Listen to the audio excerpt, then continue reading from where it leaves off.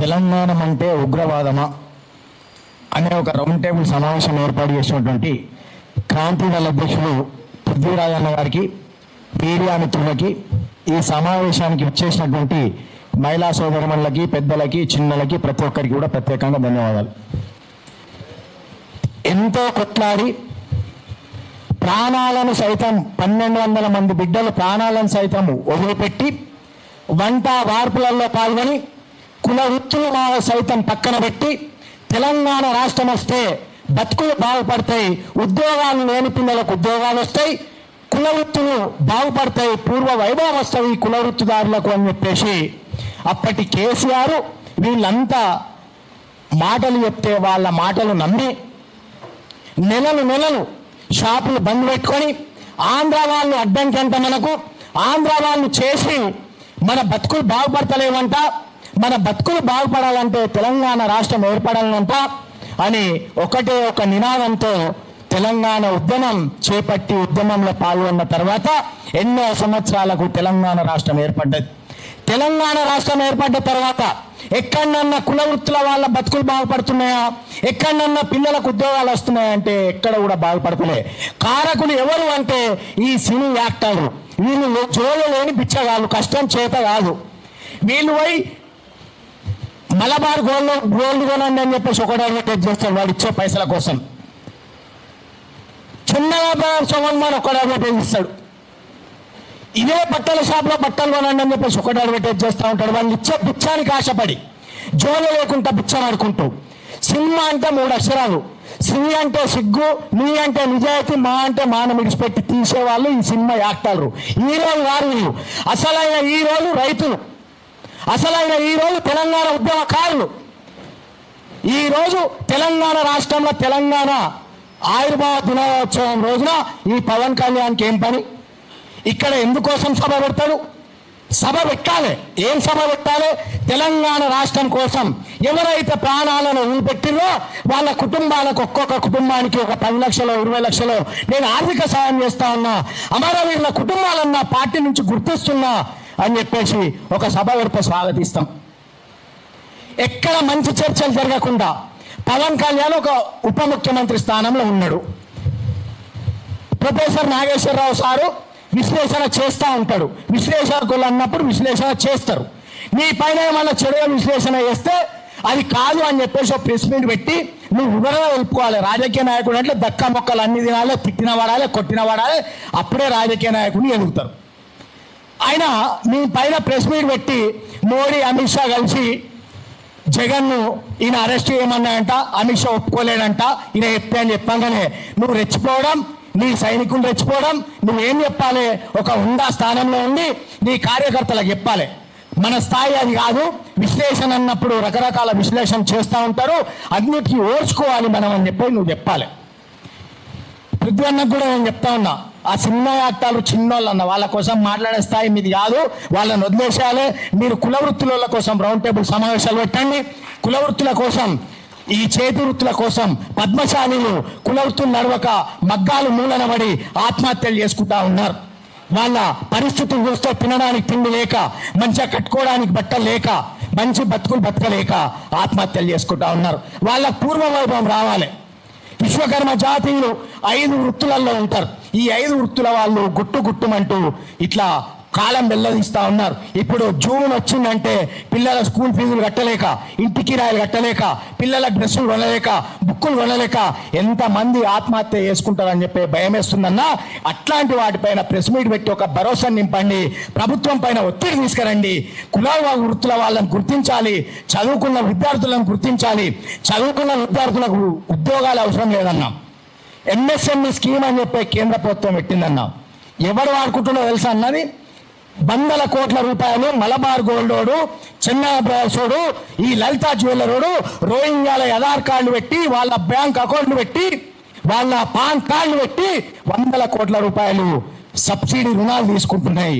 ఆ సబ్సిడీ రుణాలు మన పిల్లలు చదువుకున్న పిల్లలు తీసుకున్నట్టయితే వీళ్ళు వ్యాపారవేత్తలైతే ఒక 100 మందికి ఉపాధి చూపెట్టగలుగుతారు. ఒక దగ్గర జీతం చేసి ఉద్యోగం కోసం వెతికినట్టయితే జీతగాళ్ళుగానే ఉండిపోతారు. కాబట్టి మన పిల్లలు వ్యాపారవేత్తలుగా తయారయ్యే విధంగా ఎంఎస్ఎంఈ ఆఫీస్ బాలనగర్లో ఉంటుంది. ఆ ఆఫీసర్లతో మాట్లాడి ఏ రకంగా ఆ లోన్లు తీసుకోవాలి, ఏ రకంగా లబ్ధి పొందాలి, ఏ రకంగా బిజినెస్ ప్రారంభించాలని చెప్పేసి అట్లాంటి వాటిపైన కూడా రౌండ్ టేబుల్ సమావేశాలు పెట్టాలన్నా పవన్ కళ్యాణ్ గారికి ఒకటే చెప్తా ఉన్నాం, మీరు ఉంటే ఉండండి, లేదా అంతకుముందు పరిటాల రవి ఒక్క సైడ్ గుండు గీయించింది అనుకుంటా తెలంగాణ రాష్ట్ర ప్రజలతో పెట్టుకుంటే 2 సైడ్లో కూడా గుండు గీకి ఈ తెలంగాణ రాష్ట్రం నుంచి తరిమి కొడతారని చెప్పి చెప్తా ఉన్నాం. తెలంగాణ రాష్ట్రంలో ఎవ్వరు బోడి పెట్టడం అవసరం లేదు. తెలంగాణ రాష్ట్రంలో చదువుకున్న పిల్లల బతుకులు బాగుపడాలంటే, కుల వృత్తులు బాగుపడాలంటే వాళ్ళ కోసమేమన్నా మీరు సమావేశాలు పెట్టండి తప్ప మీ పార్టీల బాగుపడడం కోసం, మీ పార్టీల బలోపేతాల కోసం ఆంధ్ర వాళ్ళ పార్టీలు మా దగ్గర ఎందుకు అవసరం అనుకుంటే మేము తెలంగాణ వాళ్ళం పృథ్వీరాజన్న లాంటి వాళ్ళని పట్టుకొని ఇంకో పార్టీ ఏర్పాటు చేసుకుంటాం. ఆ పార్టీ ద్వారా చదువుకున్న విద్యార్థులకు, ఈ కుల వృత్తిదారులకు ఉపాధి చూపెట్టుకునే విధంగా మేము చేసుకుంటాం. ఒకవైపు ఆంధ్ర వాళ్ళ పెత్తనం, ఇంకోవైపు రాజస్థాన్ వాళ్ళు. మేము ఉన్న వాళ్ళని పొమ్మంటలే రాజస్థాన్ వాళ్ళని, కొత్త రాజస్థాన్ వాళ్ళు ఇక్కడ రావద్దని చెప్పేసి అప్పట్లో కూడా పృథ్వీరాజన్న లాంటి వాళ్ళు, శ్యామ్ లాంటి వాళ్ళు చాలా మంది ఆధ్వర్యంలో రౌండ్ టేబుల్ సమావేశాలు పెట్టినాం. కొత్త వాళ్ళు రావడం తగ్గిపోయింది. యుద్ధంతో కుల వృత్తులు నడుస్తూ ఉన్నాయి. కాబట్టి ఇట్లాంటి అవుట్పుట్ పైన సమావేశాలు పెట్టాలన్నా తెలంగాణను కించపరుస్తూ ఏ ఒక్కడు మాట్లాడినా పండబెట్టి తొక్కితే కసరు కక్కుతారు. ఇది తెలంగాణ ఆషామాషి కాదు. మా రోజు వీరన్న తెలంగాణ సాయుధ పోరాటంలో కానీ, తెలంగాణలో కుల వృత్తుల వాళ్ళ కోసం కానీ పాటలు పాడితే అప్పటి చంద్రబాబు నాయుడు కాల్చి చంపేపిస్తే కూడా భయపడలే. సాయుధ పోరాటంలో పోరాటాలు చేసిన బిడ్డ మా రోజు వీరన్న.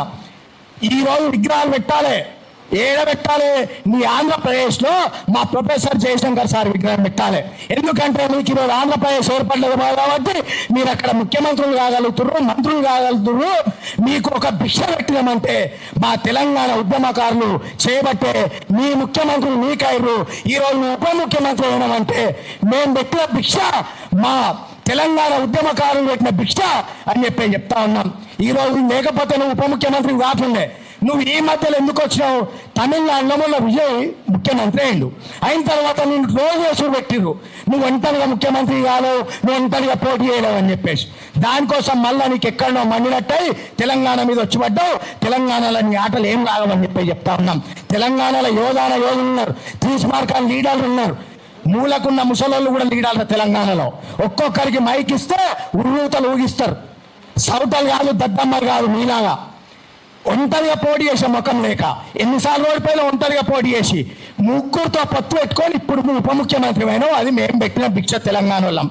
ఉమ్మడి ఆంధ్రప్రదేశ్లో కలిసి ఉంటే ఒక్కసారి కూడా ఎమ్మెల్యే కూడా అయిటోని కాదు.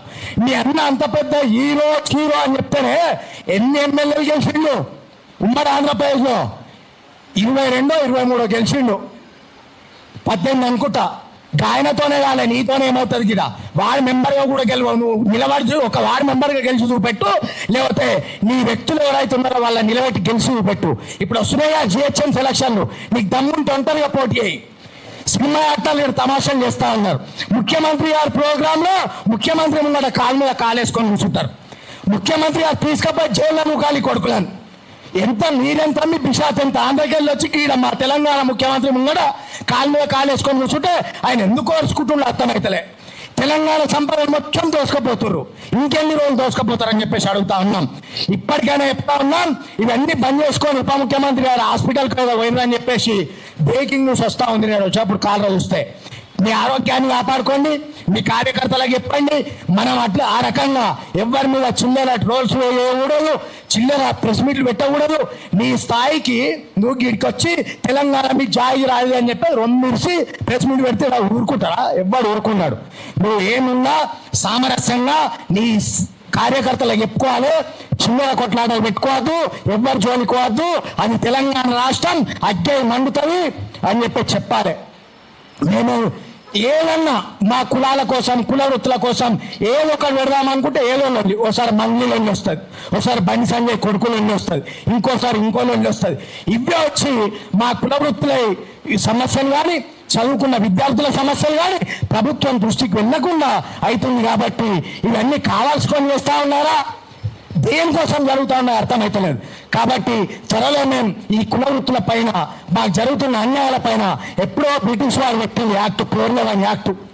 దొంగతనం చేసి దొరికితే మన చిన్న ఆస్తులు వేలం వేసి అన్ని రికవరీ చేసుకుంటే దొంగతనాలు జరగవు. కానీ బ్రిటిష్ వారు పెట్టిన 411 యాక్ట్ ఏం చెప్తుందంటే దొంగ దగ్గర ఎలాంటి రికవరీ చేయొద్దు, ఆ దొంగ సొత్తు ఎవరన్నా ఉన్నోళ్ళు ఉంటే వాళ్ళ ఆస్తులన్నీ వాళ్ళని భయభ్రాంతులకు గురి చేసి రికవరీ చేయమంటుంది. అందుకోసం ఒక్కొక్క దొంగ 200 దొంగతనాలు 300 దొంగతనాలు చేసుకుంటా జల్సాగా తిరుగుతూ ఉన్నారు, బెయిల్ మీద బయటకు వస్తూ ఉన్నారు, దొంగతనాలు చేస్తూ ఉన్నారు. దొంగతనాలు జరగకూడదు అంటే ఈ 411 యాక్ట్ లాంటి యాక్టులలో మార్పులు రావాలి. ఇట్లాంటి వాటిపైన రౌండ్ టేబుల్ సమావేశాలు జరగాలి అని చెప్పి తెలియజేస్తూ ఇది సందర్భం లేకుండా, ఎందుకంటే అందరికి తెలియాలనే ఉద్దేశంతో ఇట్లాంటివి కూడా చెప్తా ఉన్నాం. మరొకసారి తెలంగాణ వ్యక్తుల జోలికి కానీ విద్వాన్న జోలికి కానీ వస్తే మంచిగా ఉన్నదని చెప్పేసి పవన్ కళ్యాణ్ గారికి పవన్ కళ్యాణ్ గారి కార్యకర్తలకు చెప్పడం జరుగుతూ ఉంది.